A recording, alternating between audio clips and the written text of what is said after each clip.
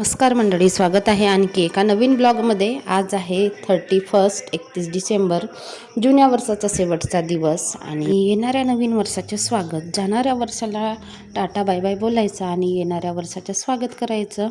तसे तर दिवस, महिना, वर्ष एकसारखेच असतात, पण त्यामध्ये घडलेल्या घटना, आलेली माणसं, आलेले अनुभव, गेलेली माणसं, गेलेल्या घटना, घडलेल्या घटना, ह्या काही ज्या काही आठवणी असतात त्या आपल्या वर्षाला, दिवसाला, महिन्याला स्पेशल करतात.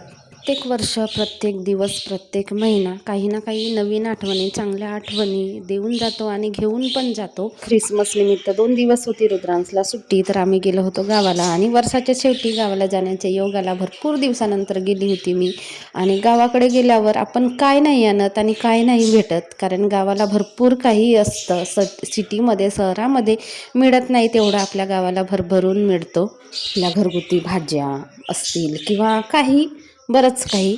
तर आता वालाच्या शेंगा लागायचा सीजन आहे आमच्या भागामध्ये आणि आपल्या देशी ज्या आपण लावतो वाडीमध्ये वगैरे, त्या शेंगा आता निघतात आणि ह्या सीजनमध्ये त्या भाज्या खायचा किंवा त्या त्या हंगामामध्ये त्या त्या भाज्या खायचा एक वेगळाच अनुभव असतो, वेगळाच आनंद असतो.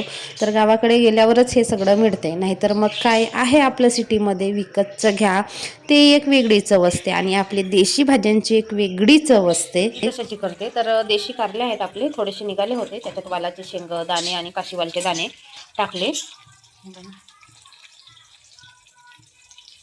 काशीवालचे दाणे थोडेसे टाकले आणि अशी भाजी करणार आहे. आली तर भांडे पडून आहेत थोडेसे. रुद्रांच्या पप्पांनी सकाळी जेवण केलं असेल ते भांडे घासून घेणार मी. स्वयंपाक शिजतो, आपले भांडे पण होतात. ह्या डब्यामध्ये चिकन आणलं आणि इथे आणली होती दही. तर संडेच्या दिवशी आम्ही चिकन खात नाही, संडे आणि गुरुवारला. आणलेलं आहे, फ्रीजमध्ये ठेवते नंतर. आणि दही पण घरी बनवलेली दही आहे. चिकन खात नाही एवढं माहिती नाही आहे माझ्या भावाला, त्याने आणलं होतं सकाळी खाणार वगैरे म्हणून, कारण शनिवारच्या रात्री पाहुणचारच झाला, गुंजे वडे हे ते बनवलं. मग काही चिकन बिकन काही केला नव्हता, तर मग आता त्याने आणलं होतं बाबा. मग आम्ही आमच्या वाट्याची मग म्हणाला तो घेऊन जा. आणि तसं पण मी खाऊन पण येते तिथे, कधी संडेला तर खात नाही म्हणा, पण कधी खाण्याचा योग आला ज्या दिवशी आम्ही खातो त्या दिवशी खाऊन पण येते आणि डब्यात घेऊन पण येते यांच्यासाठी. आणि रुद्रांस पण खातो म्हणून. कारल्या वालाचे दाणे, काशीवालचे दाणे थोडा वेळ आता तेलामध्ये फ्राय करते, जोपर्यंत हे सॉफ्ट होत नाही तोपर्यंत. म्हणजे कारल्याचा कडवटपणा वगैरे निघून जातो. एकतर कोवडे होते काढल्या, जेवढे मिळाले तेवढे. आता वेलं पण सुकत आले, तसे तर नाहीच मिळाले, थोडेसे मिळाले. पण मग वालाचे शेंग दाणे, काशीवालचे दाणे ते टाकले आणि मस्त अशी भाजी. आणि अशी भाजी ना छान लागते, कारलीची मिक्स असेल काही दाणे वगैरे टाकून तर छान लागते, आमच्या भागात करतात. आणि देशी कारले एकदम छोट्या छोट्या होत्या. आता पालन म्हणजे जे शेवटी आपण खातो ना, टेस्टी लागतं तो भाजीपाला आणि छान लागतं, टेस्टी लागतो. त्याला पालन म्हणतात, की जे लास्टला भाजीपाला निघतो त्याला. मी पिशवी रिकामी केली नाही, सकाळी करणार. पण हे खायचे कांदे खूप छान लागतात, जमिनीमध्ये येतात, वेल राहतात त्यांचे आणि खूप छान लागतात हे. आणि पण ना डुक्कर आहेत माझ्या आईच्या गावाकडे, तर डुकरीमुळे आता अजिबात होत नाही. डुकरी सगळे खाऊन टाकतात, सुरणाची कंद म्हणा किंवा हे जमिनीतली कंद म्हणा, हे सगळे खाऊन टाकतात. आणि हे आहे सुरण. तर हे सुरणाचे डोके मी 4-5 आणले, म्हणजे आम्हा दोघांना एक भाजी होते. जर मोठे आणलं ना तर वेस्ट होतात, कापलं तर असा जाड भाग मग फेकण्यात जातो, म्हणून मी छोटे छोटेच आणते, जेणेकरून की आपल्याला सकाळ संध्याकाळ भाजी होणार दोघांना. याच्यापुरतीच आणते. तर असे मी 4-5 कंद आणले. आणि हे खायचे कांदे सुद्धा असे छोटे छोटेच निघाले, डुकरींनी काय अवजीच नाही दिलं, तर हे घेऊन आली. ह्याच्यानेच पिशवीभर. ही बघा तयार आहे आपली कारली दाणे याची मिक्स अशी भाजी आणि खूप छान लागते, टेस्टी लागते, मला तर आवडते आणि आमच्या भागामध्ये सर्रास खाल्ली जाते. आता ह्या वर्षीचा हंगाम संपला, आता पुढच्या वर्षी खायला मिळतील जे आपले घरगुती कारल्या मिळतात ती. छान असा गुलाबाचं फुल झालेलं आहे, किती दिवस झाला की उमलतो, आता कुठे थोडा छान असा उमलला आहे बघा. 3 दिवस गावाला का गेलो, सगळा आमचा कोथिंबीर अड्यांनी उकरून खाल्ला बघा. अड्यांनी सगळे पानं खाल्ले, नुसते फांद्या फांद्या तेवढे ठेवले. किती छान झाला होता कोथिंबीर, मस्त वाढला होता. मी म्हटलं आता गावाला गेली, बाजार नाही केला तर कोथिंबीर नाही मिळेल, तेव्हा वापरूया.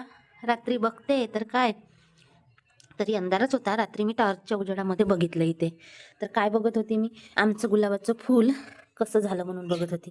हे बघा, ह्या त्या अड्या आहेत, ह्या बघा, ह्या त्या अळ्या आहेत जे की माझ्या सगळा कोथिंबीर खाऊन ठेवला. मी आता सगळा कोथिंबीर काढणार आहे आणि सगळा इथून जागा मोकळा करणार आहे, कारण इथे लसूण पण लावलेला आहे. कोथिंबीर तर काही खायला मिळालं नाही आणि नुसतं लसूण पण झाकून दिलं. आणि ह्या अड्यानी तर सगळी वाट लावली बघा. आणि किती अड्या निघाल्या असतील, 25-30 अड्या निघाल्या त्या पण ग्रीन कलरच्या. बरं झालं रात्री मी आल्या आल्या बघितले, स्वयंपाक वगैरे झाला तर म्हटलं बघूया फुल कसा झाला आहे आपला गुलाबाचा. बघते तर काय, इथं अड्यांनी आपलं साम्राज्य पसरवलं होतं आणि फुल बघा छान असं झालं. 1-2 दिवस जरी आपण नसलो, गावाकडे गेलो तरी सुद्धा गावाहून आल्यानंतर दुपट्टीने कामं होतात. जोपर्यंत बाई घरामध्ये असते, गृहिणी घरामध्ये असते, तोपर्यंत घर स्वच्छ असतो, नीटनेटका असतो, घराला घरपण असते. पण आपण इकडे तिकडे गेलो ना तर घर आपलं सुन्ना होतो आणि त्याच पद्धतीने साफसफाई पण वाढते. माझं तर तसंच आहे. आल्या आल्या मग साफसफाई करून घेतली. दुसऱ्या दिवशी सकाळी साफसफाई केली थोडीशी आणि कपडे भरपूर होते. बेडशीट, उशी कवर, पॅन्ट शर्ट, परत टावेल वगैरे हे सगळं धुतलं. आणि गावावरून आल्यानंतर सुद्धा ते कपडे असतात आपले घातलेले, चेंज केलेले, परत इकडे आल्यानंतर घरी घातलेले, असे दुपट्टीने कामं होतात कपड्यांचीच, साफसफाईचीच. नवीन वर्षामध्ये आपण प्रवेश करणार आहोत, तर जुन्या वर्षामध्ये म्हणजे 2025च्या ज्या काही अनुभव असतील, चांगल्या वाईट घटना असतील, ज्या काही अनुभवातून आपण चांगल्या गोष्टी शिकलेल्या असो किंवा काही चुकी केलेल्या असो, त्या चुकी आता येत्या नवीन वर्षामध्ये करायचं नाही. आलेले वाईट अनुभव टाकून द्यायचं, चांगले विचार असतील ते घ्यायचे आणि खराब विचार असतील, वाईट विचार असतील ते टाकून द्यायचे आणि आपल्यासाठी सुद्धा वेळ काढायचं आहे त्या नवीन वर्षामध्ये. कारण आपण घरासाठी राबतो, पण आपण आपल्याकडे लक्ष द्यायला विसरतो. कामं तर होतच राहतात, पण आपण स्वतःकडे लक्ष दिलं तर आपली तब्येत चांगली राहते. आणि आपल्या तब्येतीवर डिपेंड आहे की आपण आपल्या घरातल्या लोकांच्या पण तब्येती चांगल्या ठेवू शकतो किंवा त्यांची काळजी घेऊ शकतो. जर का आपलीच तब्येत चांगली नसेल, आपण आपल्याकडे लक्ष नाही दिलं तर आपणच आजारी पडू ना, किंवा दुर्लक्ष झालं तर मग वेगवेगळे आजार होतात किंवा काय ना काय प्रॉब्लेम होतात. म्हणून आपण स्वतःकडे लक्ष देणं तेवढंच गरजेचं आहे.